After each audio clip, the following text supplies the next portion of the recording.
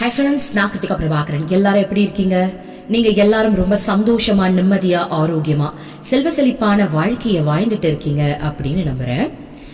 நம்ம வாழ்க்கைய எப்படி வாழணும்? நிறைய பேருக்கு என்ன டவுட் இருக்கு அப்படின்னா, எனக்கு பிடிச்ச மாதிரி வாழணுமா இல்லனா நல்லவனா வாழணுமா? நல்லவனா வாழ்றதுனா என்ன, எனக்கு பிடிச்ச மாதிரி வாழ்றதுனா என்ன?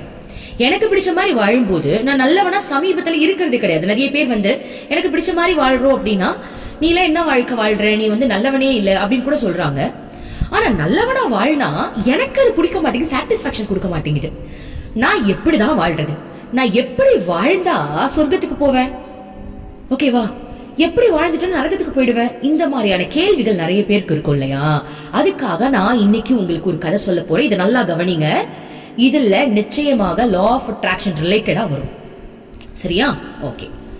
ஒரு ஊர்ல ரெண்டு செயின்ட் இருக்காங்க, ஞானிகள்னு வச்சுப்போம். சரியா? புத்தர்கள் மாதிரி அவங்களோட சீடர்கள்னு வச்சுப்போமே. ரெண்டு செயின்ட் இருக்காங்க.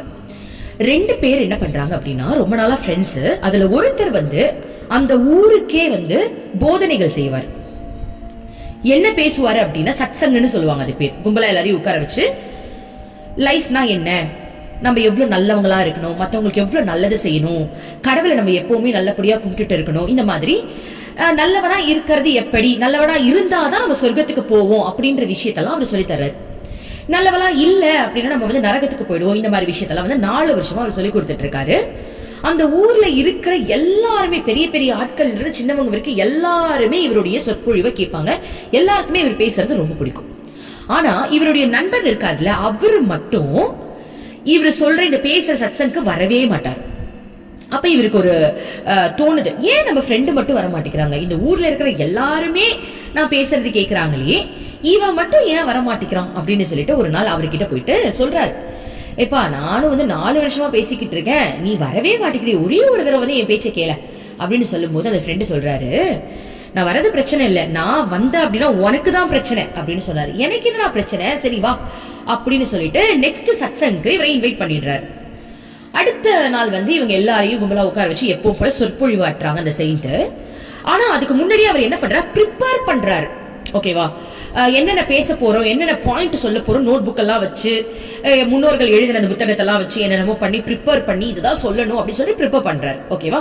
அதாவது என்ன பொறுத்த வரைக்கும் புக்ஸ்ல இருக்கிறத விட அனுபவ ரீதியா இருக்கிற விஷயங்கள் தான் நம்மளுக்கு வாழ்க்கைக்கு வெற்றியை கொடுக்கும். ஓகேவா? புக்கு ஹெல்ப் பண்ணும், ஆனா அனுபவம் தான் நம்மளுக்கு வாழ்க்கைக்கு சப்போர்ட் பண்ணும். சோ இந்த மாதிரி எல்லாத்தையும் ப்ரிப்பேர் பண்ணிட்டு அடுத்த நாள் அந்த சொற்பொழிவுக்காக போறாரு. அப்பா அவருடைய ஃப்ரெண்டு வந்துட்டாரு. வந்தோடனே இவருக்கு அப்பா ஃப்ரெண்டு வந்துட்டாப்பா, இப்ப நம்ம சூப்பரா பேசலாம், நம்ம வார்த்தையை அவன் கேட்கட்டும் அப்படின்ற ஒரு சந்தோஷத்துல அவர் பேசிக்கிட்டே இருக்காரு. இந்த மாதிரி நல்லவனா இருக்கணும், 4 பேருக்கு நல்லது செய்யணும், நம்ம நல்ல எண்ணத்தோடயே இருக்கணும், அப்பதான் கடவுள் நம்மளுக்கு ஹெல்ப் பண்ணுவாரு, கடவுளுடைய எண்ணம் எப்பவுமே இருக்கணும், அப்படி இப்படின்னு என்னென்னமோ பேசுறாரு. அப்போ அந்த ஃப்ரெண்டு கேட்கிறாரு, எனக்கு ஒரு டவுட் அப்படின்னு. இந்த ஃப்ரெண்டு சொல்றாரு, ஓகே சொல்லுங்க என்ன டவுட்னு கேட்கிறாரு. அதுக்கு அவர் சொல்றாரு, சரி உலகத்துல நிறைய பேர் ரொம்ப நல்லவங்களா இருக்காங்க, 4 பேருக்கு நல்லது செய்யறாங்க, நல்லதே யோசிக்கிறாங்க, ஆனா அவங்களுக்கு இறை நம்பிக்கை இல்லவே இல்லை. அப்ப அவர் சொர்க்கத்துக்கு போவாரா நரகத்துக்கு போவாரா? கேள்வி நம்பர் 2. ஒருத்தர் இருக்கான், கடவுளே கதின்னு இருக்கான், ஆனா உலகத்துக்கு ஒரு நல்லது கூட செஞ்சது கிடையாது. அப்ப அவன் சொர்க்கத்துக்கு போவானா நரகத்துக்கு போவானா? இந்த கேள்வி கேட்டோடனே அந்த செயின்ட்டுக்கு கையும் ஓடல காலும் ஓடல. ஐயோ இதுக்கு பதிலே இல்லையே, என்ன பண்றதுன்னு தெரியாம 1 வாரம் டைம் கேட்கிறாரு. அதாவது டைம் எப்படி சொல்றாருன்னா, சரியான கேள்வி, இந்த கேள்விக்கு நான் அடுத்த வாரம் உங்களுக்கு பதில் சொல்றேன் அப்படின்னு சொல்லிட்டு சத்சங்கம் முடிச்சிடுறாரு. முடிச்சுட்டு இவருக்கு ஒரே கவலையாயிடுது, என்னடா இது இப்படி ஒரு கேள்வியா இருக்கு, நான் 4 பேருக்கு நல்லது செய்யறதுதான் பெருசு, கடவுளை கும்பிடலனாலும் பரவாயில்ல அப்படின்னு சொல்லிட்டேன்னா, இங்க இருக்கிறவங்க எல்லாருமே கடவுளை கும்பிடாம வெறும் நல்லது மட்டும் செய்ய ஆரம்பிச்சிருவாங்க, கடவுள் வழிக்கு போக மாட்டாங்க. சப்போஸ் கடவுளை மட்டும் கும்பிடுறது ஓகேன்னு சொல்லிட்டா ஒருத்தன் கூட நல்லது செய்ய மாட்டானே, இது எப்படி நான் பிரிச்சு பாக்குறதுன்னு தெரியலையே அப்படின்னு சொல்லிட்டு ரொம்ப மண்டையை குழப்பிட்டு வீட்டுல யோசிச்சுக்கிட்டே இருக்காரு. அப்ப மனசு ஒரு விஷயம் நினைக்குது, பேசாம நம்ம சொர்க்கத்துக்கே டைரக்டா போய் அங்க யார் யார் இருக்காங்க, நரகத்துக்கு போய் அங்க யார் யார் இருக்காங்கன்னு பார்த்துட்டா நமக்கு ஒரு தெளிவு கிடைச்சிரும்ல அப்படின்னு நினைச்சுக்கிட்டே தூங்குறதுனால கனவு வருது. இவர் பறந்துகிட்டே இருக்காரு, எங்கேயோ பறந்துட்டே இருக்காரு. அப்ப சொர்க்கம் வரத்துக்கு இன்னும் 1 கிலோமீட்டர் இருக்குன்னு போர்டு இருக்கு. இதுல என்ன ஒரு பெரிய காமெடினா, அந்த சொர்க்கத்திற்கான அறிகுறியே அந்த இடத்துல இல்ல. அவங்க பறந்து அந்த போற இடத்துல எப்படி இருக்கு அப்படின்னா ஒரே காடு மாதிரி இருக்கு, மரம் செடி கொடிலாம் அப்படியே காஞ்சி போயிருக்கு, ஒரு துர்நாற்றம் அடிக்கிற மாதிரி இருக்கு. அந்த இடம் வந்து சுத்தமா பிடிக்கவே இல்லை. ஆனா அந்த இடத்துல போர்டு இருக்கு சொர்க்கம்ட்டு. வெளில உட்கார்ந்துட்டு இருக்காரு ஒருத்தர், டேபிள்ல உட்கார்ந்துட்டு இருக்காரு, அதுவே தூசி படிஞ்சு அவரே ரொம்ப அழுக்காதான் இருக்காரு. அவர்கிட்ட போய் இது எந்த இடம் கேட்கிறோம், இதுதான்ப்பா சொர்க்கம், போர்டு இருக்கேன்னு கேட்கிறாரு. இதான் சொர்க்கமா, சரி எதுக்கு இன்னொரு கன்ஃபார்ம் பண்ணிக்கலாம். இங்க மகாத்மா காந்திஜி இருக்காரா, புத்தர் இருக்காரா, விவேகானந்தர் இருக்காரா, இங்கதான் இருக்காங்களா அப்படின்னு கேட்கும் போது அவங்களாம் அப்ப யாருப்பா அவங்க, எங்களுக்கு தெரியலையே அப்படின்றாங்க சொர்க்கத்துல. இவருக்கு மண்டையை பிச்சுக்குது, என்னடா இது சொர்க்கம் வந்து எல்லாரும் இவங்க தானே, இவங்களே இல்லைன்னா இப்ப சொர்க்கமே இது கிடையாது, என்ன இது ஒண்ணுமே புரியலையே அப்படின்னு சொல்லிட்டு திரும்ப என்ன பண்றாரு, சரி இவ்வளவு தூரம் வந்துட்டு நரகத்தையும் போய் பார்த்துட்டு வந்துருவோம்னு சொல்லிட்டு நரகத்துக்கு இன்னும் 5 கிலோமீட்டர்னு ஒரு சைட்ல போர்டு போட்டிருக்கு, சரி அங்கேயும் பறப்போம்னு சொல்லிட்டு அந்த கனவுலயே பறக்கிறார். பறந்துகிட்டே அந்த நரகத்தை தேடி போயிட்டு இருக்கும் போது அப்படி ஒரு வாசம் வருது. பூக்கள், அந்த செடி, மரம், கொடி, மலைகள் எல்லாமே வண்ண மயத்தோட பிரகாசமான ஒளியோட அவ்வளவு அழகா அற்புதமா இருக்கு. அந்த இடத்துல போயிட்டு பார்த்தா நரகம்னு போர்டு போட்டிருக்கு. இவருக்கா என்ன இது நரகம் இவ்வளவு ஜகஜோதியா இருக்கு அப்படின்னு சொல்லிட்டு வெளில உட்கார்ந்து இருக்கவர்கிட்ட கேக்குறாரு, இது என்ன இடப்பா, இதான்ப்பா நரகம், அப்படியே இங்க யார் யாரெல்லாம் இருக்காங்க அப்படின்னு சொல்லிட்டு எட்டி பார்த்தா புத்தர் உட்கார்ந்து இருக்காரு, காந்திஜி உட்கார்ந்து இருக்காரு, விவேகானந்தர் உட்கார்ந்து இருக்காரு, அரவிந்தர் உட்கார்ந்துட்டு இருக்காரு, நம்மளுடைய யோகானந்தர் உட்கார்ந்துட்டு இருக்காரு, எல்லாரும் இங்கதான் இருக்காங்க. அப்ப வந்து இவருக்கு என்னடா இது நரகத்துல போய் இவங்க எல்லாம் இருக்காங்க அப்படின்னு கேட்கும் போது அந்த உட்கார்ந்துட்டு இருக்க ஒரு பதில் சொல்றாராம், நாங்களும் இந்த கேள்வியை கேட்டோம், அவங்க ரொம்ப வருஷமா இங்கதான் இருக்காங்க. அப்ப அந்த மகான்கள் என்ன பதில் சொன்னாங்க அப்படின்னா, வெளி தோற்றத்தை வச்சு, வெளியில இருக்கிற விஷயத்தை வச்சு இதுதான் சொர்க்கம் இதுதான் நரகம் நம்ம சொல்ல முடியாது. அந்த சொர்க்கம் நரகம் அப்படின்றது நமக்குள்ள இருக்க வேண்டிய விஷயம். சோ நாங்க எங்க இருந்தாலும் சொர்க்கம் அப்படின்றது எங்க மனசுக்குள்ள இருக்கிறதுனால நாங்க எப்பவுமே பரவச நிலையில தான் இருக்கோம். எந்த சூழ்நிலையில எங்களை விட்டாலும் நாங்க பரவச நிலையில இருக்கிறதுனால எங்களுக்கு சொர்க்கம் தேவை கிடையாது, வெளி தோற்றம் எங்களுக்கு தேவை கிடையாது. அப்ப நாங்க என்ன முடிவு பண்ணிட்டோம் அப்படின்னா நரகத்துக்கு தான் நாங்க வரணும், ஏன்னா இங்க இருக்கிறவங்க நாங்க மாத்தணும் அப்படின்றதுக்காக நாங்க நரகத்துக்கு வந்து இங்க இருக்கிறவங்களை நாங்க மாத்திக்கிட்டு இருக்கோம். சோ நான் நரகத்திலேயே இருந்தாலும் எனக்குள்ள நான் சொர்க்கத்தை அனுபவிக்கிறதுனால இடம் எனக்கு ஒரு விஷயம் இல்ல அப்படின்னு சொன்னாங்களாம். இதோட அவருக்கு கனவு முடியுது. அதாவது இதுதான் நான் லா ஆஃப் அட்ராக்ஷன் சொல்லிக்கிட்டு இருக்கேன். யாரு நல்லவங்க யாரு கெட்டவங்க அப்படின்றத விட, நல்லவங்களா கெட்டவங்களான்றத விட நீ உண்மையா இருக்கியான்றதுதான் முக்கியம். ஏன்னா நீ நல்லவனாவே இருக்கணும் அப்படின்னா எத்தனை பேருக்கு நல்லவங்களா இருக்க முடியும்? உன் மனசுக்கு நீ நல்லவனா இரு, உனக்கு நீ உண்மையா இரு. கரெக்ட் தானே? ஏன்னா நீங்க செய்யற விஷயம் ஒருத்தருக்கு நல்லதா தெரியும், இன்னொருத்தவங்களுக்கு கெட்டதா தான் தெரியும். அப்போ இவங்களுக்கும் நம்ம சாட்டிஸ்பாக்சன் பண்ணணும், இவங்களையும் நம்ம சாட்டிஸ்பாக்சன் பண்ண எத்தனை பேர் நீ சாட்டிஸ்பாக்சன் பண்ணுவ?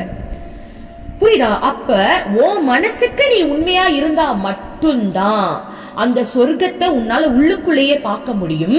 நீங்க எப்படி வாழ்ற அப்படின்றத விட உன் வாழ்க்கையை நீ எப்படி சந்தோஷமா அனுபவிக்கிற அப்படின்றதுதான் முக்கியம். அப்போ உங்களை சுத்தி கெட்டதே இருந்தாலும், ஒரு நரகமான சூழ்நிலையே உங்க வாழ்க்கையில நடந்துகிட்டு இருந்தாலும், நீங்க எதையுமே மனசுல எடுத்துக்காம பட்டும் படாத மாதிரி நிம்மதியான எல்லாத்தையுமே பாசிட்டிவா பார்த்துக்கிட்டு இருக்கிற எல்லாத்தையுமே நல்லதை எடுத்துக்கிட்டு உங்க மனசுக்கு ஏத்த மாதிரி ஓகே இதுதான் பர்ஃபெக்ட், நான் இதுதான் செய்வேன்ற மாதிரி உங்க மனசுக்கு நீங்க உண்மையா இருந்துட்டா இறைவன் உங்களுக்குள்ள குடி வந்துருவார். நீங்க இறைவனை தேடி போக வேணாம், இறைவனே உங்ககிட்ட வந்துருவாங்கன்னு சொல்றாங்க. புரியுதுங்களா? ஏன்னா இந்த உலகத்துல நல்லது கெட்டதுன்றதே கிடையாது. உண்மையா சொல்றேன், சில பேருக்கு ஒரு விஷயம் நல்லதா தெரியும், சில பேருக்கு ஒரு விஷயம் கெட்டதா தெரியும். ஆனா உண்மைக்கு மட்டும்தான் எது உண்மைன்னு தெரியும். இப்ப எக்ஸாம்பிள் சொல்லணும்னா மகாபாரதம் இருக்கு. மகாபாரதத்துல யுதிஷ்டர் ரொம்ப ரொம்ப நல்லவர், துரியோதனன் ரொம்ப ரொம்ப கெட்டவன், சகுனி அதை விட கெட்டவன்.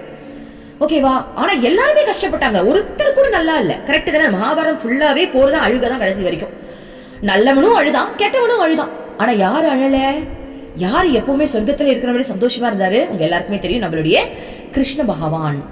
ஆனா அந்த கிருஷ்ணர் எப்படி இருந்தாருன்னா உண்மையா இருந்தாரு. நீ தப்பா தப்பு, நீ ரைட்டா ரைட்டு, நான் உனக்கு தான் சப்போர்ட் பண்ணுவேன், இல்ல இவங்களுக்கு தான் நான் ரிஜெக்ட் பண்ண, அப்படிலாம் கிடையாது, நான் உன்னைக்கு சப்போர்ட் பண்ணுவேன் அப்படின்னு இருந்ததுனால 4 பேருக்கு கிருஷ்ணன் நல்லவனா தெரிஞ்சாரு, 4 பேருக்கு கிருஷ்ணன் கெட்டவனா தெரிஞ்சாரு. அப்ப கிருஷ்ணன் நினைச்சா இல்ல நான் நல்லவன் தான், எல்லாருக்கும் நல்லவனா இருக்கணும் அப்படின்னா எப்படி இருக்க முடியும்? அப்போ நல்லவனா 4 பேருக்கு இருக்கிறத விட முதல்ல நமக்கு நல்லவனா நம்ம இருக்கணும், நமக்கு உண்மையா இருக்கணும். புரியுதா?